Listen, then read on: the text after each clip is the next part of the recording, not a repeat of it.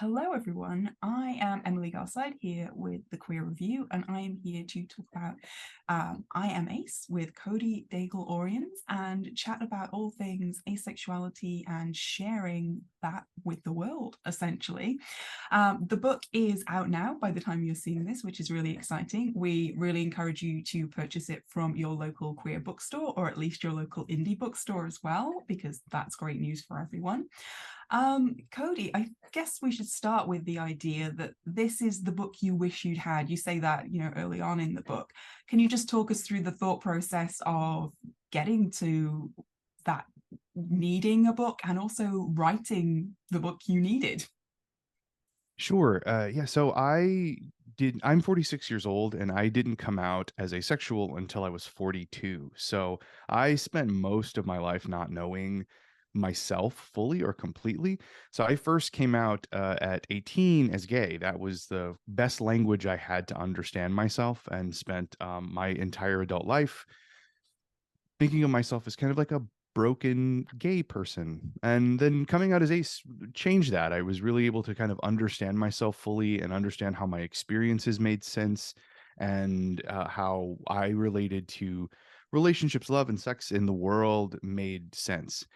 And all of that has sort of been funneled into the energy of just ASTAT advice as a project in general, and also the creation of this book. When I sat down to tackle this kind of ACE 101 for people, I really approached it. Okay, so what did I need to know when I was 18 that would have helped me make better choices and help me better understand my experience, and wouldn't have made me wait until my 40s to figure it out?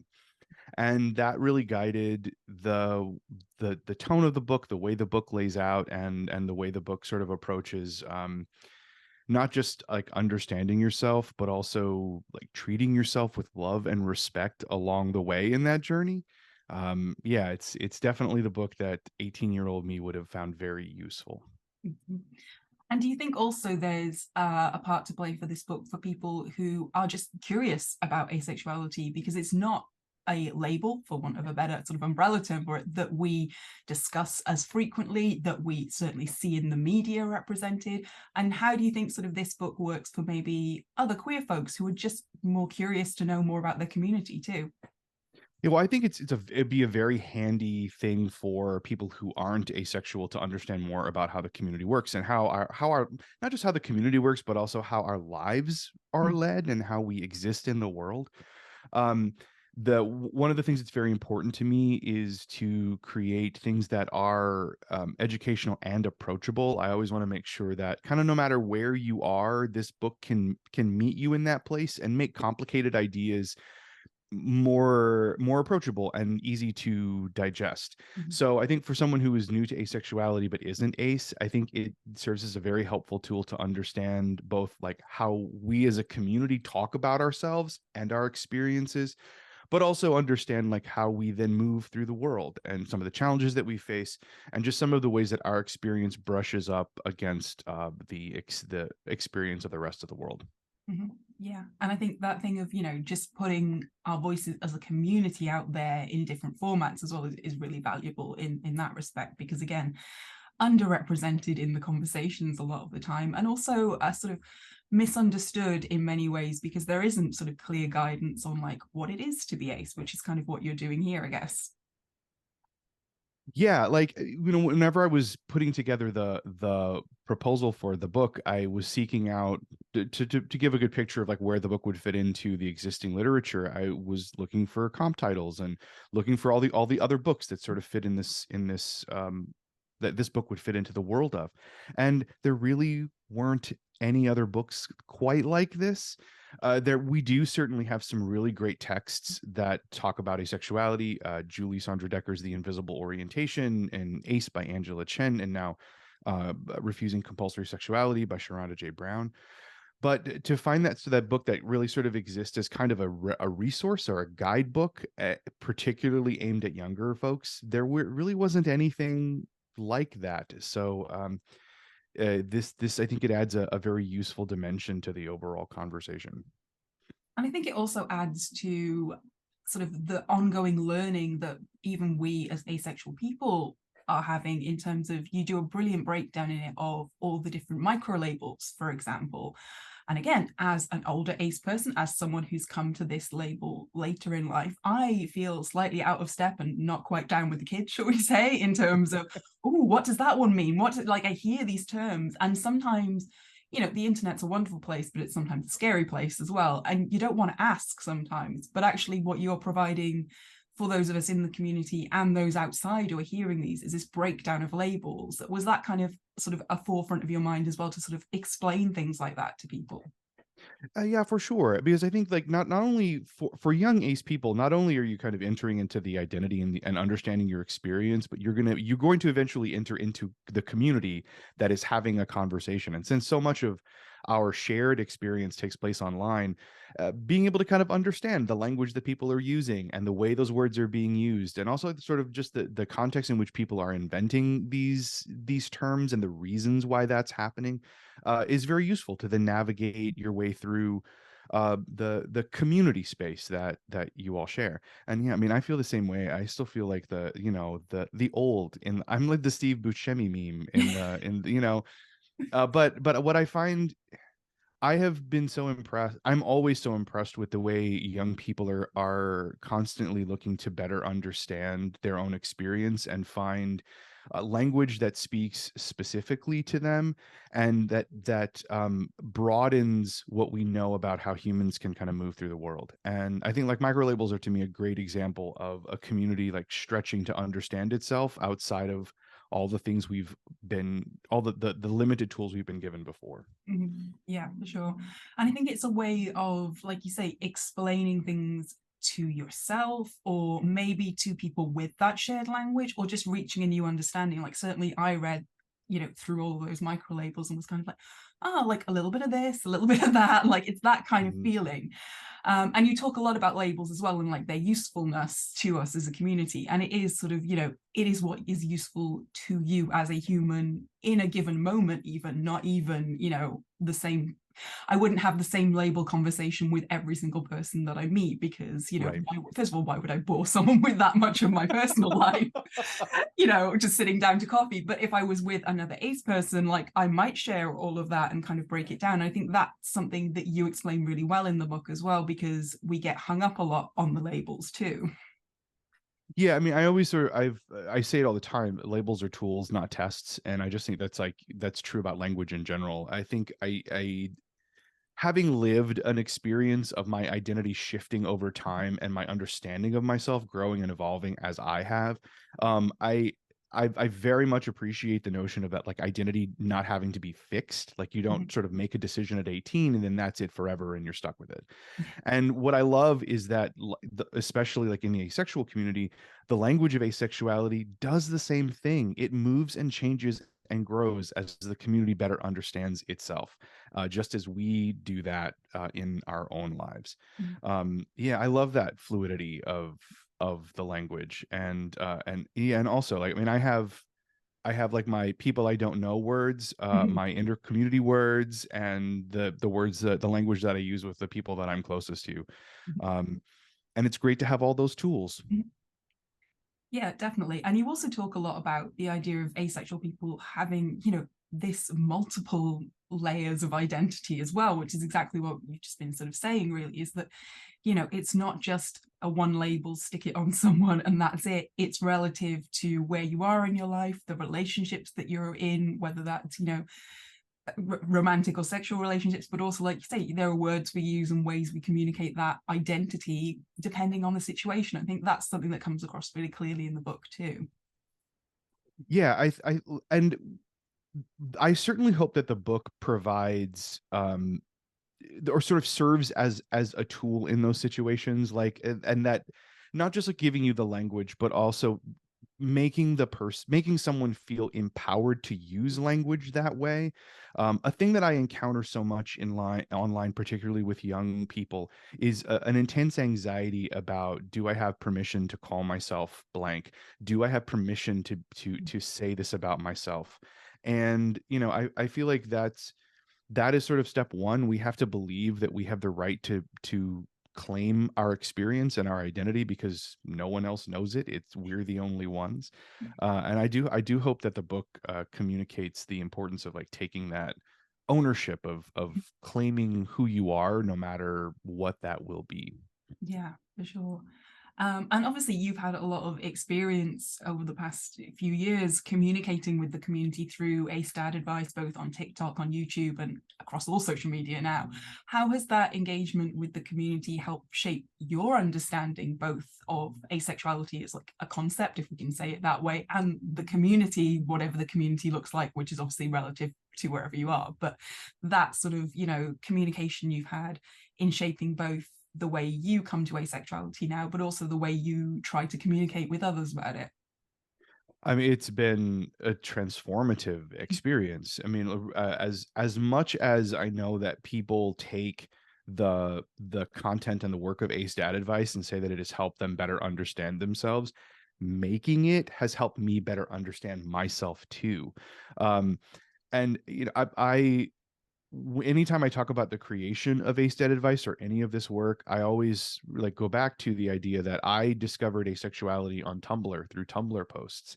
And I recognized that it was some engaged, curious young person who was writing those Tumblr posts. And so I owe my understanding of myself to young people trying to figure things out.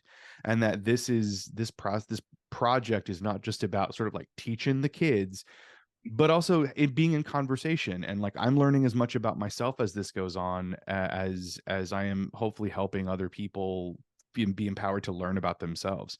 I mean, I started as gray ace, and then that changed as I sort of engaged more deeply, and there are micro labels that I certainly can use. I just don't often do use them, but that came out of all of this engagement and the learning that I've done through making this stuff.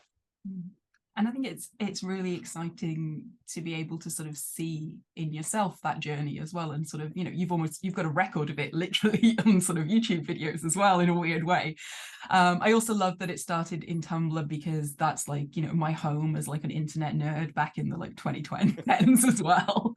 And like whenever you talk about, oh well, I got on there originally for like, tattoos and nerdy stuff, basically it's like, 100. yep, yeah, that's what I was And doing. it was so good for that. And Yeah, it was like it was the best. Yeah, yeah. and horror stuff and just like weird nerdy things in general. It was wonderful. And asexuality snuck up from behind the bushes basically and just popped up, and there it was. So like I'm grateful for that. Thing my husband is the one who encouraged me to, because he's a millennial, Mm. and he was like, yeah, get on Tumblr, waste some time. So I'm glad he did. And he's just like obviously the way cooler than both of us, one who like is the leading charge there. He is 100% way cooler. We have him to thank. But equally, yeah, I guess the question also is where do you see it continuing to grow as well as you sort of, grow your writing? And I know you're working on other projects as well. And like kind of what do you see as the future of ASTAD advice, and also the way you sort of use this to engage with the community and create work? Well, I think there have been in, I guess, like two ways in particular. Like one, I just think like to continue to be responsive to the way that the community talks about itself, and the way it explains the experience, and to continue to provide that information. So like as we evolve our language and as we evolve the way that we talk about, like the definition of asexuality has changed over the last several years and has with nuances. And so to try to be responsive to that and always provide that entry point that is accessible and approachable. But I also think too, I spent a lot of years as a high school teacher, and that has always been a big part of what I've done in my life. And so I feel like what I think is sort of useful is to then take other educational tools, or I've been talking about like popular nonfiction tools like self-help and relationship books and advice columns, and utilize those forms and speak directly to ace and arrow people, because we never get spoken to that way through those tools. We always have to do that calculus of translating allo experience into ours. And so from here I would love to like the next book I'm working on is a relationship book that feels like one of those relationship books you get on the shelf, but aimed to ace and arrow people, to talk about the specifics of our challenges with those things. And that would be where I'd love to see this go, is to continue to expand like our presence in that kind of writing, that sort of helpful, approachable, um like popular nonfiction-y world. Yeah. And because it does feel a little bit like the ace community is having to play a bit of catch up in terms of, you know, the engagement, the representation, you know, like you say, literal books to help the community and things like that. Yeah. So there's, I guess, plenty more scope for that stuff in terms of, you know, what you have gathered in your experience and what you will gather, which is really exciting actually to have fresh voices. Yeah, and like I think it's really amazing that we have, like I'm thinking particularly of like a book like Refusing Compulsory Sexuality, which is such a beautifully researched and thoughtful book that kind of places ace experience in some very important intersections in queer theory and just general like social theory in general. Um, I think it's really useful for us to also have, you know, like fun adventure novels with ace folks in it, and fun sci-fi and horror with ace people, and a self-help book with ace folks in it, so that we are present in all the spaces, because we are present in all the spaces, and we sort of deserve to see ourselves reflected and to be spoken to directly. Absolutely. And I think, you know, the campaign for more sort of fictional representation is a huge one in my mind currently, because there's so many, we have to do that thing that is almost the historic queer thing of like claiming characters for our own because they're not named as such. And other identities have caught up with that now and are named as such in popular media, and it feels like we're still reaching, we're still going, they're coded that way, but I would just like more characters and more stories. And like you say, things like sci-fi stories, horror stories, where there happens to be an ace character, not a story just about being ace. And that's the thing I think Mhm. I would love us to be moving towards as well. Yeah, I just want to see more Ace and Arrow characters that aren't there to instruct folks on what it means to be Ace and Arrow, and then they get kind of shuffled off into, you know, like I want to see them as the hero, or I'd like, or the villain. Like I would, it'd be fine too. That's fine too. Are you the monster in the closet? That's great. Go do that. Yeah, like I'm thinking with the, I think the book is called Aces Wild, where it's all the Ace characters who are doing like a they're pulling off a heist. I love that. Like more of that, where we're just sort of folks in the world doing wild or ordinary things, Yeah. um and not just teaching. Yeah, they're just there. Or it's like, you know, I'm happy to be like the ace best friend who's in the like in their little adventure that's going on in the Scooby Gang or whatever it is. Like, Yeah, I'm happy with that. I just want to see, you know, a sort of a balanced representation where it's not just like, and here's the lesson of the week from us, and then we shuffle off yeah, again. Yeah. yeah, because then we're still there, we're still very much there as like the lesson of the week. Exactly, exactly. And thinking about sort of the way, you know, you talk about asexuality in the broader sense, I think what you really highlighted for me, which is a lesson I've sort of come to learn as well, is the innate queerness in the broader sense of embodying asexuality and how it can be, you know, related to, you tell a story of one of your friends who thinks of queer as the more like active verb is sort of the simple way to put it. And I love that idea. And I love the idea that actually being ace is really rebellious in a way, because you are disregarding heteronormative society, heteronormative nonsense, as a friend of mine frequently refers to it, and kind of Yeah, going with something else. And I think that, in contrast to some of the messaging about asexuality that we receive, is a really exciting one for me in the way you talk about it. yeah, I mean, I feel like it's in, because I spent so much my time as a gay person in the world, like understanding how that identity fits into a larger queer experience was always very second nature to me. So in entering into the ace experience, I was like, oh well, it's the same thing, it's the same thing, just sort of a different color.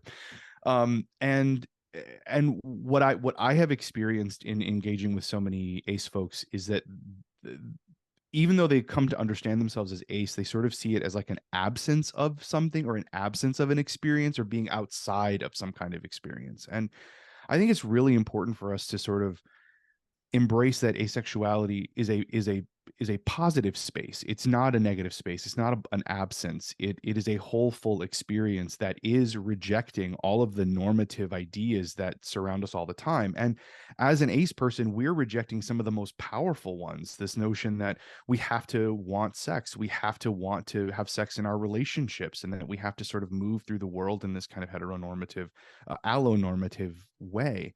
Um, and I think for kind of any person of any queer experience, I think it's really important for us to understand not just how our experience operates, but then how it functions in the larger queer community, so that you understand how we do all fit together, and why it's important for me as an ace person to also care about trans folks and intersex folks and gay and lesbian folks as well, and that we should all be thinking about how we can support each other, because ultimately we are all doing the same thing, which we are all rejecting the norms that exist around us and trying to operate in those without succumbing to the violence that's inherent when we do reject it. Yeah, and I think that sense of fitting into that community in a really positive way and figuring out how we do all support each other, even though, you know, my experience might be wildly different to the lesbian that I'm friends with, but actually we're all part of the same broader team, and that we should be sort of understanding one another's experience and sort of figuring out our ways that we are standing in solidarity against what we are being told is not necessarily the right way to do things. Yeah, because I mean, ultimately, as I think as we're seeing, I mean, I've been around a minute, so I've like watched really kind of came into my own as a queer person, kind of at the tail end of the height of the AIDS epidemic. So watching how the world was responding to queerness then, and like watching that evolve over time, we're returning to a place where every kind of queerness is being like actively fought against and actively pushed back. And so even like segments of the queer community that have moved forward in visibility and presence and power are now getting pushed back again, and those that have never had it are even further being pushed back. And it it it is, to me, just a reminder that we really are all in this together, because we are all rejecting what we're supposed to do and supposed to be in the world. And I, you know, we may never get totally integrated into the world, and I don't even think I really would want that anyway. Queerness is a lot of fun, and it's great to be part of this community, but it certainly is important that we recognize how necessary it is for us to stand together and stand with others, Mhm. um, because the world sees us all in some way the same. Mhm. Yeah, and it's that idea that, you know, if we are going to be all lumped together, actually we should use that to our advantage and stand united and, you know, Yeah. protect one another.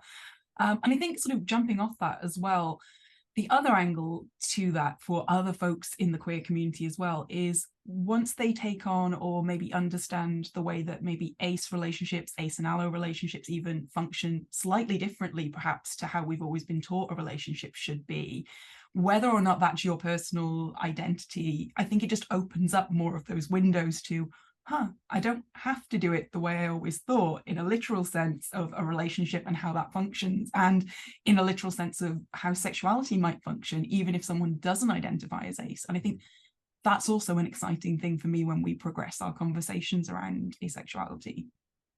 Yeah, and that's I think I even write a little. I think the story's in the book somewhere, but the notion that when you take one leap outside of whatever the bounds are, whatever the box is, every subsequent leap becomes easier for you. Mhm. Once you see that you can choose something other than what you were told you need to choose, every other choice becomes easier, and the doors open up for you. So even if you are not asexual, understanding how our existence and how our lives and the way we build relationships reject some of those norms, you can reject those too if some part of that makes sense for you. Mhm. And like there, you can recognize where there are more possibilities for you to be whatever version of you best suits you. Mhm. um yeah, like that's to me a lovely part of queerness, is the possibility of it, the how queerness opens up what is possible. We aren't in the restrictive boxes that normative forces make for us. We can create all kinds of lives and be all kinds of people. Yeah, for sure. And it's kind of that loops around quite neatly back to our conversation on labels as well, and micro labels, in that it's, within our community and even beyond it. It's kind of like you can take bits of this, you can take bits of how we as asexual folks are choosing to negotiate our relationships or to exist in the world. And like you can have a bit of that, you can share with that, that's fine. It's not like exclusive to asexuality. And I think that's really exciting too. Yeah, like, and when I think about micro labels, I always think, what they are ultimately displaying is that individual human beings can have a wide spectrum of relationships to sex. Mhm. So we can relate to it in a patterned way, many different kinds of ways. There are so many micro labels, and they all reflect a varying relationship to attraction and sex itself. So that's not just exclusive to asexual people. We all can experience that as well. And so, yeah, like the more you sort of explore the way people are defining those differences, then you may be able to see where those differences exist in yourself, and give yourself grace for when you deviate from the capital P path. Exactly. I think a great point to end this conversation on is the idea of both visibility and also pride, because there's a lovely story in the book where you talk about going to your first pride as an ace person. Yeah. And for me, it was a wonderful thing of kind of going, huh, I did that too, without even thinking about it. In that I just similar to the way you described it, I just never bothered. Like something had held me back, and kind of, this past summer, in fact, for me, coincidentally, is when I went and I had an ace flag with me, and kind of how that felt, I guess, for you to step into that community in that way for the first time, I guess. Yeah, that was, I mean, for me, it was always about crowds. That I'm having anxiety, and I'm also a raging introvert. So I just don't like, Same, crowds are hard just same. like too much for me, is way too much. But eh, yeah, once I became like a very public asexual, and also just the personal joy that I have felt kind of understanding myself completely for the first time in my life, it made sense to tackle the local pride in West Hartford, Connecticut. And yeah, it was such a beautiful experience to sort of be, to sort of recognize that, like, I was out in a sea, not a huge sea, but a lake of people who all understand themselves and take pride in who they are, and I was able to join them for the first time, as really who I was. And it was like a visual, tangible acknowledgement of that sense of solidarity, that the kids running around with the ace flags, and the folks with the trans flags, and those people with like lesbian flags, and the pride flags in general, all very different experiences, but we're all gathered for the same purpose, and we're mighty together, more mighty together than we are individually. Which, yeah, is the very, essence of pride that sometimes gets lost in many conversations as well. Absolutely. Yeah. But I think that idea of, on a personal level, being able to stand in that environment and go, huh, yeah, I know myself better now, I know who I am better, is a really affirming moment, I guess. Yeah, 100%. This whole weird journey that I've been on in the last couple years has been like this of a wonderful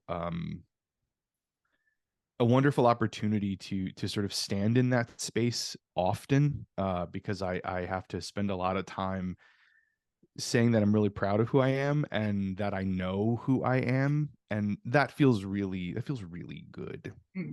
It feels really, really good. And just to wrap up, I guess, what would you hope that readers will take from this book if they engage with it, whether they are ace readers, allo readers, or unsure when they come to it as well? What would you think would be your wish for that? I Particularly for ace folks, I just want them to feel not broken.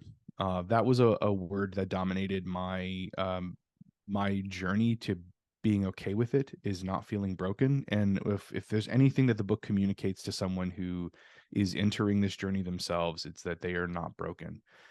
But for everyone, I just hope it's an understanding that our community is not monolithic. There are a lot of experiences in it, and it's not quite what you may think it is from what very limited uh, depictions exist in the world, and that it is that we are a full, authentic human experience. Asexuality is just another way that people can be in the world. And if that's you, awesome. Welcome to the community. Happy to have you here.